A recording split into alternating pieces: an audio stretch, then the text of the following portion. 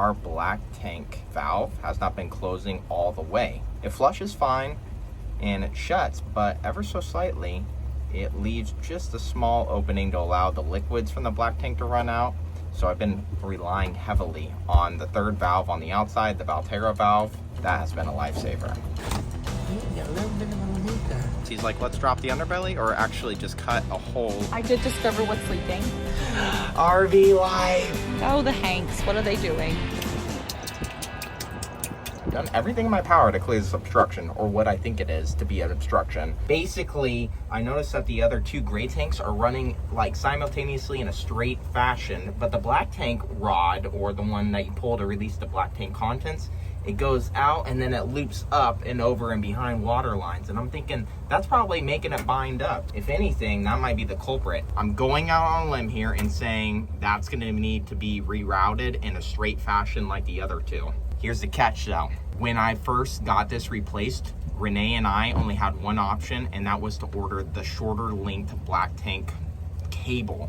They come in multiple sizes, so if your black tank's near the back of the RV, they have really long ones, and then if it's closer to the front like ours, they have really short cables. Why does that matter? Well, let me tell you, if you get a really long one and you only have a short distance, you're more likely to bind that cable up when opening and closing it. So we were like, let's get the shorter one and not have that situation happen. I think what might have happened is it might be a little too short, and whoever installed this the last time, instead of telling us about it, probably just looped it up in a crazy fashion just to get the job done and get us out of there. I'm not calling out names here. I'm just like saying what my 2 cents are. So we'll see if I'm right or if I'm wrong. Most likely the latter. I'm sure when Andy, the mobile tech, gets here, he'll set me straight. While I'm waiting for Andy to show up, I'm doing my due diligence by just cleaning out the black tank. I'm going to flush it out really nice and well for him. I just figured that would be a nice thing to do for him, you know, so he's not having to see all parts of the Hanks that he just really doesn't want to see. Before we start getting into the really bad parts of the story, I want to express how important it is to utilize services like mobile repair techs. I mean, come on, you know how it is. Getting to a repair shop or a dealership for service work, it's like pulling teeth. The resources that people like Andy can offer can be very valuable in a pinch. Save yourself the time and the headache by at least making a phone call to see what some of the other options are for your situation. Trust me, you're gonna be so happy you did. You changed, or somebody changed this valve for you, right? Yep. Yeah, it just takes such a hard... Yeah, it's just a hard turn right here, because the valve is right there. Yeah, got a little bit of a leak there. Trying to determine exactly where it's coming from. We'll get back to that one in a second. So we rerouted the rod itself, and it was a no-go. It's still meeting resistance, so we think there's something within that valve between the seals that's just wedged in there. Gave me two options. He's like, let's drop the underbelly or actually just cut a hole like an H and gain access that way. I said, let's just do it the quick way. To be honest, I wasn't surprised by the options we were presented with. I wouldn't put anything past RV life. Here we go, cutting into a brand new underbelly once again after recently getting our gray tank replaced. However, I learned a valuable lesson today. Cutting and gaining access in the underbelly is far less of a headache than actually dropping the entire underbelly. Now, of course, that is if you know exactly where the problem lies. Hold up. I know what you're thinking. Where's all the water coming from? Don't worry, we'll get there, I promise. Just give me a few minutes. Now for the dirty job itself. It's gonna be a mess no matter what. Our best recommendation would be to do thorough flushings of the black tank multiple times before the actual RV tech arrives. Believe us when we say that we heard some horrific stories from Andy's previous experiences. Once Andy was able to determine where the black tank valve was located, he accessed the underbelly and went right to work. Now, one of the hardest parts was dislodging the valve without causing any damage to the plastic pieces surrounding. But lo and behold, after a sewer shower on poor Andy, we were able to get the valve free and were shocked at what we found. Now, I have to say, in over 5 years of full timing, we've never had this problem. So don't hate on Carl. The smallest pieces of toilet paper were wedged within the crevice of the valve. I know, disgusting, right? All of this work just to pull out a few clumps of toilet paper. However, this did the trick. We are now able to close the black tank valve without any problems Hashtag thanks, Hanks. Is that good? Yeah. Oh, good. Yeah, no, go ahead and work it and see. Oh, wow, yeah. Well, once we get some liquid in there. Yeah. Oh, So- yeah.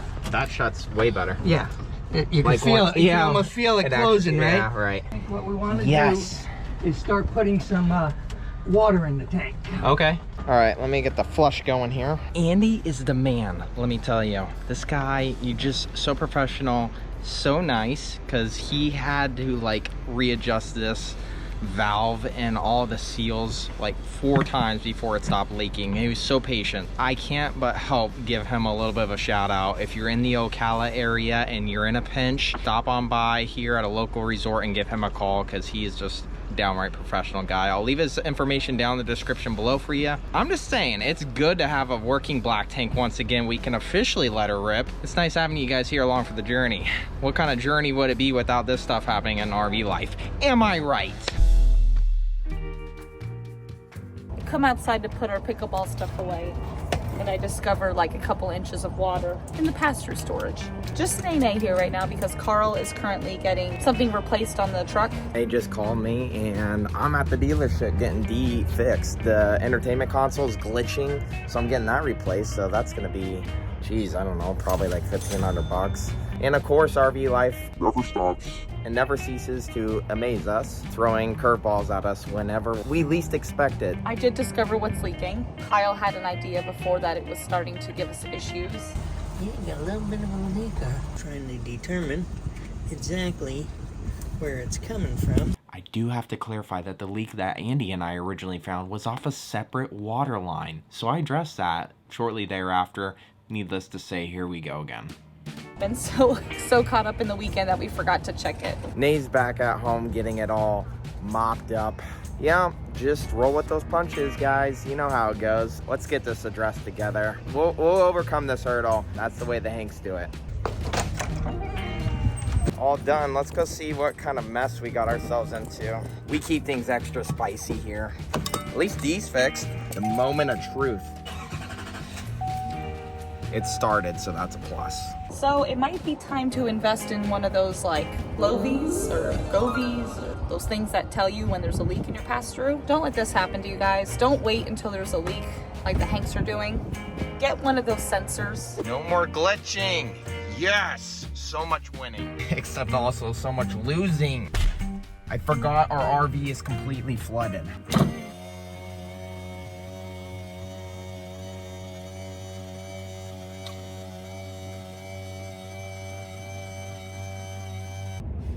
Let's do this.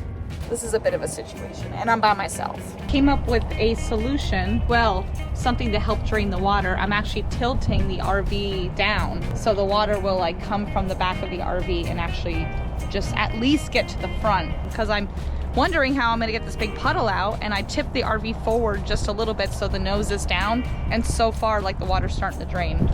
Oh man. I don't know if that's a good idea. Like, I don't know where that's coming from. Actually, I think it's okay because I think it's just going in that little hole there. Hello? Hey. Hey, how is things going? Good. I actually figured out a solution to getting all the water out. I just like, are you on your way back, hun? Yeah, I'm just pulling off the exit now, so I should see you here in a couple minutes. Oh, you're gonna be coming back soon? Okay. Yeah. All right, Bob's here, so I'm gonna show him what's going on. I was able to drain most of the water by dropping the front RV and just letting gravity do its thing. So Oh, okay, gotcha. Is it all on the underbelly? probably because it's like the water heater. It looks like. Okay, see you soon. I'm gonna do it more down, just a little bit more. Oh shoot! Shoot! Yikes! I just realized the steps are gonna freaking break the frame if I do this, so I gotta raise this back up. Yikes, yikes, yikes, yikes. Did I break the steps? Ooh, that was a close one. I just realized as I was lowering the front of the RV that the steps were down. Another tip for you guys, if you're going to be in the front or raising the front or anything, just check those steps first. We're literally sharing this experience so that you guys remember these things. Come on. A lot of you guys are probably watching the TV right now going, no, Nay, don't do that. Don't do that. But guess what? By the time this video actually makes it in front of you, it's too late. Oh, the Hanks, what are they doing? Again, let's see what happens if I really lower it. Okay, I have it lowered as much as it will go. And yeah, the concern now is that there's water going into the freaking battery, so I gotta check that now. Okay, Renee, this might not be a good idea. Oh boy, oh boy. I really hope it's not putting water into this front pasture storage. I didn't even think of that. I thought I was being really smart by doing this. Boy, oh boy, let's see, let's see.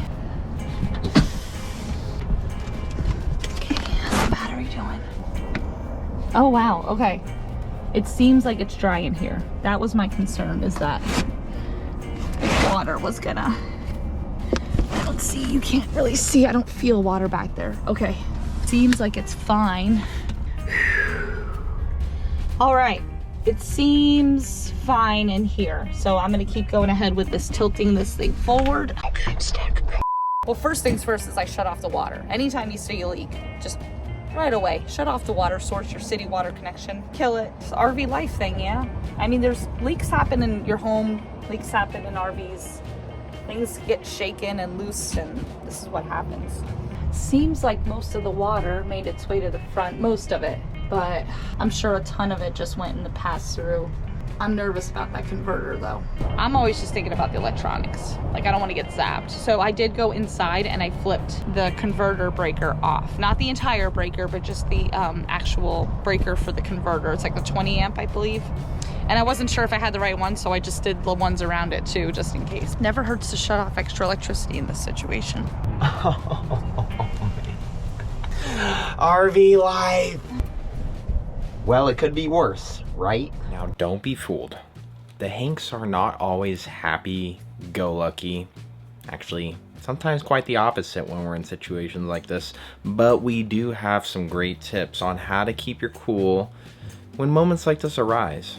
Now, in order to help with all the overwhelming stress, we always try to reframe our mindset into small little games. And if all else fails, we try to make each other laugh. I almost put my swimsuit on because there was so much water in here, and I was like, we don't have a washer and dryer. I don't want to dirty up like my jeans, and This'll do. screw it. In situations like this, we don't think about everything we need to do at one time, but rather one thing we can achieve before moving on. Now, Nene nailed this when she realized she needed to first shut the water off rather than panic. So it was an easy win. But now, instead of jumping in and stressing about where the leak is coming from, she moved on to the next easiest win, which was creating an open workspace, emptying out the pass-through, and starting to mop up the mess. See, if you take every step into small bite-sized pieces, it truly becomes like the saying, eat an elephant a bite at a time. If you're new here, I'm Nene. The other half is Carl, but his real name is Kyle. I just call him Carl. It's his nickname, and you guys can call him Carl too when you see him. Welcome to the pass-through storage. Underneath here is your steps. This is exactly like where our shoe storage is, underneath here. With some cat hair or something. What is that? What is that? We actually had an issue with Dexter, and I'm sure some of you who have cats have had this issue where they want to come underneath here and go into this pass-through storage area. We used to have like a big block over this completely, and then we realized that this is important for airflow. So you never want to completely seal this off because it helps with the airflow from underneath and throughout your RV. But we just put a little stick here because Dexter's a little chunky monkey and he won't fit through that as well. We do have a temperature device in here so we can monitor the temperature in our pass-through storage. Here is our converter, 55 amp power converter. So that takes AC power and charges your battery basically. Probably hot water in there. Okay. So we could really quick. Just drain it? Okay, let's just drain it real fast. Might as well. While I'm back here, might as well kill two birds with one stone and flush out all the sediment from the hot water heater. You know, just might as well take advantage of it while we have it all ripped apart here. We found out some amazing things from doing this and actually have another entire video talking all about it. I'll leave that one linked above for y'all to go check out. It goes quite in depth with this whole process, but we love that we were able to make the most out of the situation because it's amazing how quickly this sediment has built up once again within the water heater. Cleaning everything out was nothing short of satisfying. I inspected the anode rod, which looked great in shape. I also reapplied a fresh layer of thread tape. But once the water heater was actually drained, I could address the leaking without concern of being burned.